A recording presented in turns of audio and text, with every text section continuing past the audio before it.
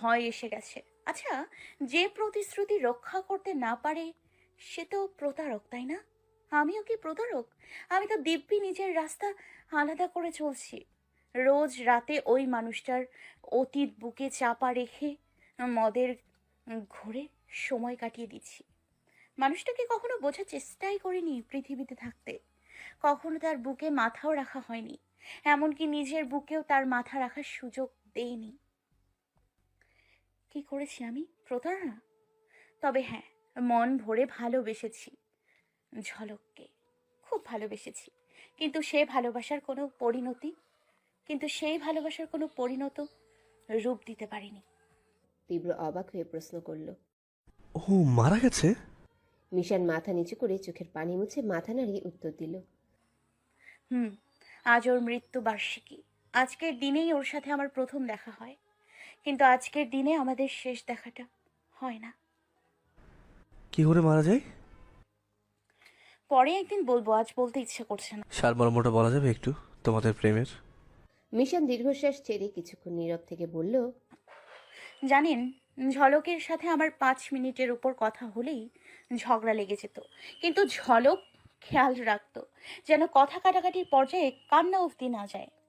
যখন অভিমান করে অন্যদিকে ঘুরে থাকতাম, ঝলক উকি মেরে দেখতো আমি কাছি কিনা। যদি দেখতো অভিমান করে আছি, তাহলে আর মান ভাঙানোর প্রয়োজন মনে করতো না। কিন্তু কেঁদে দিলেই তো দিশেহারা হয়ে যেত। সবার ধারণা আমি নেশা করি নিশানের কারণে, কিন্তু আমি ড্রিঙ্ক করি ঝলকের মৃত্যুর পর থেকে। আমার না সহ্য হচ্ছিল না যন্ত্রণাটা। নিশানের মৃত্যু থেকে কঠিন ধাক্কা পাই, কারণ নিশান মারা যাবে আমি জানতাম। দিনের পর দিন ওকে হারানোর প্রস্তুতিও নিতাম, কিন্তু ঝলক হঠাৎ করেই হাওয়া হয়ে গেল। কুয়েত থেকে ফিরে আমি বাড়ি না গিয়ে যখন ঝলকের সাথে দেখা করার উদ্দেশ্যে ক্যান্টনমেন্টে আসি, আর এসেই আমি ঝলকের মৃত লাশটাকে পাই। একদল সৈনিক মাঠে প্যারেড করে ওর লাশটাকে সম্মান জানাচ্ছে। আমি চিৎকার করে কাউকে বলতে পারছিলাম না ওটা আমার ঝলক। আমি ঝলককে একটা বারের মতো জড়িয়ে ধরতে চাই, কিন্তু সেদিন আমার ভেতরের সমস্ত যন্ত্রণা মাটি চাপা দিয়ে চুপ করে শুয়ে যেতে হয়। মুখ ছাপিয়ে কাঁদতে হয়েছে প্রতিটা সেকেন্ড। আশেপাশে দিন দুনিয়া কিচ্ছু খেয়াল ছিল না। সেই ছোট্টবেলায় আমার জীবনে হারানোর সন্ধ্যা নেমে আসে। মাঝরাতে হারাই ঝলককে, শেষ রাতে হারাই মিশানকে। এখন আমার জীবনে হারানোর অন্ধকার শেষ। হারানোর মতো কিছু নেই, যা হারাবে সব দিনে। আমি তো নিজের যত্নই নিতে পারি না, অন্যের যত্ন আর কি নেব? ভালোবাসতেও জানি না, ভালো করে কথা বলা তো দূরে থাক। তুমি জানো মিশান, আমার ব্যবহারটা বরাবরই খারাপ। শুধু তোমার সাথেই খারাপ ব্যবহার করি সেটা কিন্তু না, আমি সবার সাথেই এমন ব্যবহার করি। তোমাকে এখন কি বলা উচিত আমি জানি না, নিজেকে অপরাধী অপরাধী লাগছে। তীব্র মিশানের কাঁধে আলতো করে হাত রেখে আস্তে আস্তে করে বলে। সরি মিশান, নিজের জেদ প্রশ্রয় দিতে গিয়ে তোমার এত বড় ক্ষতি করে দিয়েছি। আমি যদি জানতাম তাহলে কখনই এরকম ভাবে তোমার মনটা ভাঙতাম না। I am extremely sorry. Mishan মলিন হাসি দিয়ে বলল। সরি বলে কি হবে স্যার? আপনার সরিতে তো আর আমার ভাগ্য পরিবর্তন হবে না। আর ঝলকের মৃত্যুর পেছনেও আপনার কোনো হাত নেই। মানুষটা মরে গেছে, কিন্তু আমার মনে গেঁথে আছে। আমি জানি না কখনো ঝলককে সরিয়ে অন্য কাউকে জায়গা দিতে পারবো কিনা। ভেবেছিলাম পারবো, কিন্তু হয়তো পারবো না, কারণ অনেক চেষ্টা করেছি ওকে ভোলার। আমি বলে বোঝাতে পারবো না কতটা ভালোবাসি ওকে। যতটা ভালোবাসলে কাউকে হারিয়ে যায় মানুষ, ঠিক ততটাই ভালোবাসতাম, ভালোবাসি আর বাসবো। এই যে দেখুন না, আমি আমার বর এই যে দেখুন না, আপনি আমার বর, অথচ আপনার জন্য আমার ভেতরে এক বিন্দু পরিমাণের জায়গা নেই। আমার ভেতরে পুরোটা জুড়ে আমার হারিয়ে যাওয়া মানুষগুলো। মিশার নামের পাশে হয়তো তীব্রর নাম বসবে, কিন্তু মিশানের মনে শুধু ঝলক। ঝলক এমন একটা মানুষ যাকে আমার জীবন থেকে মুছে ফেলা অসম্ভব। তীব্র হালকা গলায় কাশি দিয়ে বলল। তুমি চাইলে আমাকে যে কোনো শাস্তি দিতে পারো, তোমার কষ্টের জন্য আমিই দায়ী। বিয়েটা না করলে হয়তো তোমার কষ্টটা কম হতো। তার কোনো দরকার নেই স্যার। আপনি এমনিতেও আমার অনেক উপকার করে যাচ্ছেন। আর দেখুন, আপনি আমাকে বিয়ে করেছেন ঠিকই, কিন্তু কখনো আমার উপর ঝাঁপিয়ে পড়েননি। আর তার জন্য আপনাকে অসংখ্য ধন্যবাদ। আমাকে কেন বিয়ে করেছেন আমি তাও জানি না। এত করে জিজ্ঞেস করেও যখন উত্তর পাইনি, তাই এখন আর প্রশ্নটাকে প্রশ্রয় দেই না। তীব্র একটু ডানে বামে তাকাতাকি করে বলল, থাকো তাহলে, আমি এখন যাই, কাজ আছে অনেক, হয়তো আজ ঢাকার বাইরেও যাওয়া হতে পারে। আসি এখন, আল্লাহ হাফেজ। মিশন চুপ করে রইল। তীব্র চলে গেল জায়গা ছেড়ে। মিশন আবারও নীরব দৃষ্টিতে গোরস্থানের দিকে তাকিয়ে রইল। সে লম্বা অন্তিম দীর্ঘশ্বাস ছেড়ে ভাসা ভাসা চোখে তাকিয়ে রইল। আমার অভিমানের সময় কোথাও ঘুরতে না গিয়ে তুমি আমাকে এই জায়গাটাতে দাঁড় করাতে, আর ওই কবরগুলো দেখিয়ে হারানোর ভয়ও দেখাতে। এখন সেই ভয়গুলোকে খুব মিস করে চলো। তুমি হারিয়ে গেলে, আমার ভয়টাও হারিয়ে গেল। আমি বড্ড নিঃস্ব হয়ে গেছি। ঝলক, তুমি কি আমাকে অনুভব করতে পারছো? কতটা যন্ত্রণার ভেতর দিয়ে যায় আমার প্রতিটা রাত। দেখো, আমি নেশা করতে করতে এখন মাতাল হয়েছি যে তোমার দেয়া এই শেষ উপহারগুলো প্রতি বছর পরে এখানে দাঁড়িয়ে সেই ভয়গুলোকে অনুভব করতে চাই। আমার ভেতরে কোনো ভয় কাজ করছে না ঝলক। আমি কি বদলে গেছি? মিশনের সাথে হয়তো একটু বেশি বেশি করে ফেলছি। ইচ্ছা অনিচ্ছায় অনেক কষ্ট দিয়ে দিলাম। এত বড় কষ্টের কারণ হব কখনো ভাবতেও পারিনি। কি প্ল্যান ছিল আর কি হয়ে গেল, সবই ফ্লপ। মাঝখান থেকে মেয়েটার ভেতরের ক্ষতটাকে বাড়িয়ে দিয়েছি। ওর কথার সুরে এইটুকু স্পষ্ট বুঝলাম, ঝলক নামটার পাশে অন্য কোনো নাম বসাতে পারবে না। শুধু তীব্র কেন, পৃথিবীর কোনো ছেলেই হয়তো সেই জায়গাটা নিতে পারবে না। ব্যাপারটা ভালো লাগলো খুব। মানুষ মরে গেলেও মনে গেঁথে থাকে। ভেবেছিলাম মিশনের জীবনে কারো কোনো দাগ নেই, কিন্তু কিন্তু তা ভুল প্রমাণিত হলো। পাগলিটা মৃত নামটার প্রেমে আজও ব্যাকুল। না, মিশনকে ওইভাবে বিয়ে করাটা ঠিক হয়নি। ওকে অন্যভাবেও লাইনে আনা যেত। এখন কি করা উচিত তাহলে? মিশনকে কি না না না, ডিভোর্স দেওয়া যাবে না। যেভাবে চলছে চলুক, ও তো কিছু ভাবতে হবে। মিশনের কথাগুলো শোনার পর থেকে মিশনকে নিয়ে নানা রকম চিন্তা তীব্রর মাথায় ঘুরছে। এত ভাবনা কখনো মিশনকে নিয়ে হয়নি যতটা আজ হচ্ছে।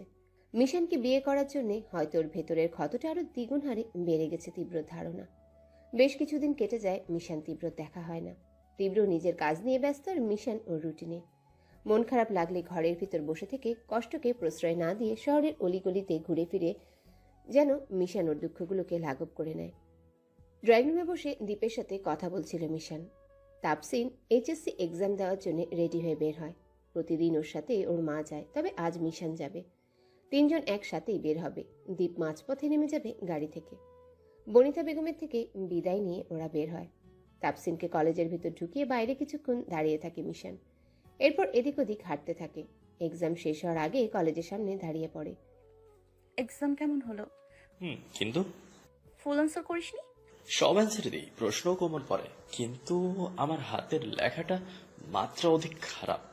মাঝে মাঝে কি ইচ্ছে করে জানো, খাতার উপর কালারিং পেন দিয়ে লিখে আসি, ignore my hand writing.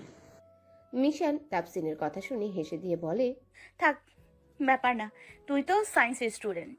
Hand writing কোনো ফ্যাক্ট না, উত্তর সঠিক হলেই হলো। তাহলে কি হবে, বাংলা ইংরেজিতে এগুলোতে মার্ক এগোতে চায় না, এগুলোতে স্যাররা হ্যান্ড রাইটিং দেখে মার্ক দেন। ব্যাপার না, বাকিগুলো ভালো হলেই হবে। দোয়া রেখো। তাপসিনের সাথে কথা বলতে বলতে মিশন আনমনে গাড়ির ভেতর থেকে বাইরের দিকে তাকাতেই কেউ একজনকে দেখতে পেল। মিশন সাথে সাথে ড্রাইভারকে গাড়ি থামাতে বলে গাড়ি থেকে নেমে তাপসিনকে চলে যেতে বলে। একজন বয়স্ক মহিলা হসপিটালের ভেতর ঢুকছে। মহিলাটা তীব্রর মা। মিশন তাকে দেখা মাত্রই বিদ্যুৎ গতিতে চিনে ফেলল। মনে মনে ঠিক করলো কোনো রকম তার সাথে পরিচয় হয়ে সে রাতের জন্য ক্ষমা চাইবে। তীব্রর মায়ের উদ্দেশ্যে বের হলেও হসপিটালের ভেতর ঢুকে তাকে কোথাও খুঁজে পায় না। এদিক ওদিক ছুটে ছুটে খুঁজতে লাগে, কিন্তু পায় না। অনেকক্ষণ পর হসপিটাল থেকে বের হতেই দেখতে পায় তীব্রর মা গাড়িতে উঠছে। একটুর জন্যেই তাকে বরাবর ধরতে পারছে না।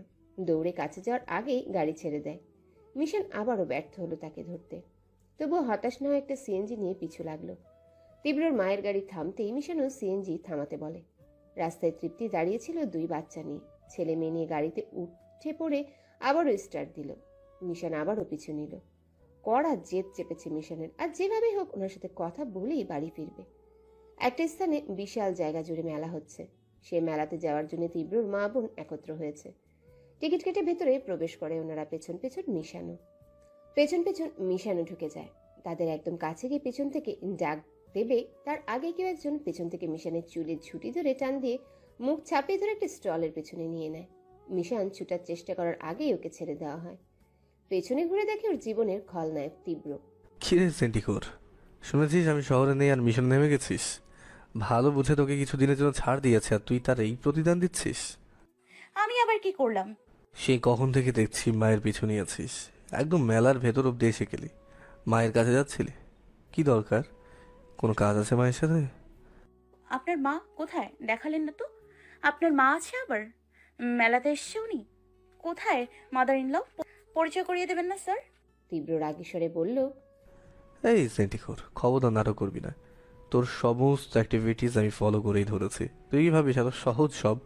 তীব্রর একটা অদৃশ্য স্পাই ক্যামেরা আছে, সেটা সব সময় তোর পিছু লাগানো থাকে। আরে স্যার, এভাবে গা ঘেঁষে দাঁড়াচ্ছেন কেন? লোকে কি ভাবে বলুন তো? আমি তো মেলাতে এসেছি এমনিতেই ঘুরতে। ওই যে আবার নাটক করছে। মিশান, তাতলামো করো না।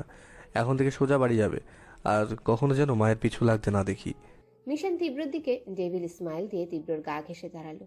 তীব্র ভ্রু বাঁকিয়ে মিশানের দিকে তাকালো। মিশানের অঙ্গভঙ্গি দেখে মনে হচ্ছে এখনই জড়িয়ে ধরবে। এটা আবার কোন নাটক?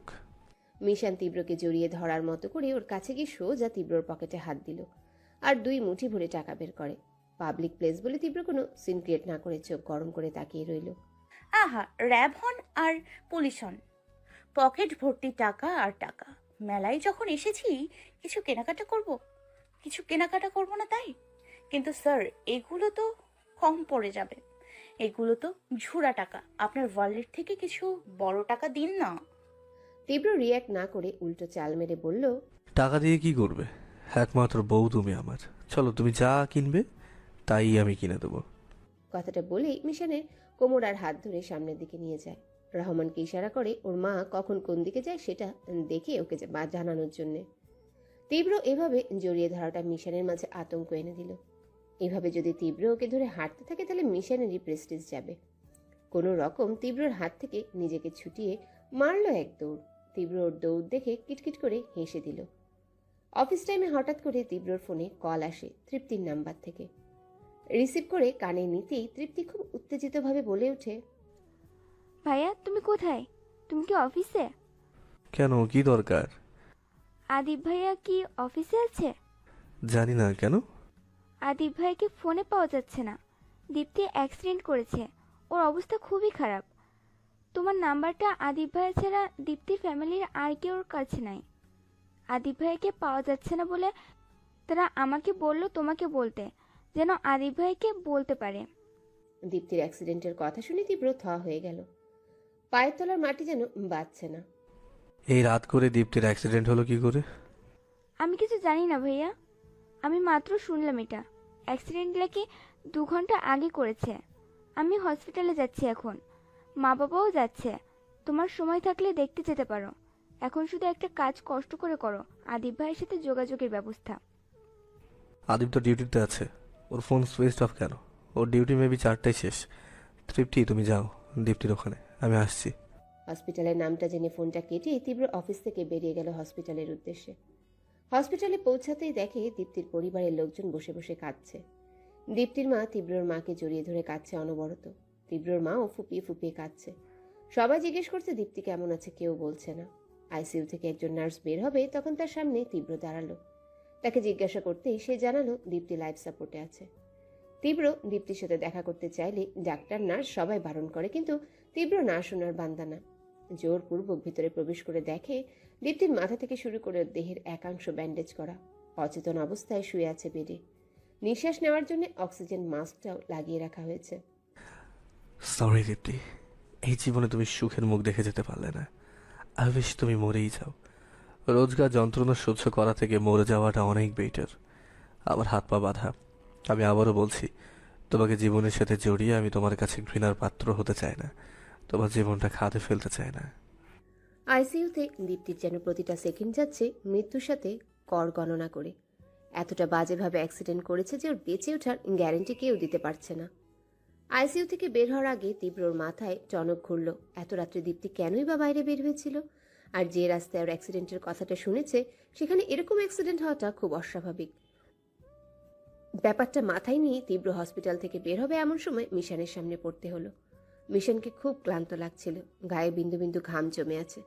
বোঝা যাচ্ছে অনেক দূর থেকে হাঁটা পায়ে এসেছে। তুমি এখানে কি করছো? স্যার, আপনার ফোনটা কি সাথে আছে? কেন? যদি সাথেই থাকে তাহলে ফোনটা চেক দিন। আমি আপনাকে কতবার কল করেছি। আপনাকে কল করতে করতে আমার ফোনের চার্জই শেষ হয়ে গেছে। একটাবার রিসিভ তো করবেন। তোমার ফোন রিসিভ করা মানেই তো পকেটে টাকা খসানো। এত রাতে তোমার কল মানেই মদের বিল ভরার ডাক। স্যার, আমি মদ খেয়ে যমরাজকে কল দিতে পারি, কিন্তু আপনাকে না। মদের দোকানদাররা আমি চাইলে মাংনাও দিতে পারবে। আমি আপনাকে কল করেছিলাম আপনার প্রয়োজনে। তীব্র চোখ কুচকে তাকিয়ে বলল, আমার কি প্রয়োজন? স্যার, আমি তো রাতে রাস্তাঘাটে হাঁটাহাঁটি করি জানেনই। আজকে আমি টোটালি মদ খাইনি, শুধু কয়েকটা সিগারেটের টান বসিয়েছি। আজকে ইচ্ছে করছিল পুরো শহর হাঁটবো। আমি আন্দাজে এদিক ওদিক হাঁটতে হাঁটতে দেখি একটা বিল্ডিংয়ের 4 তলা ছাদ কমপ্লিট।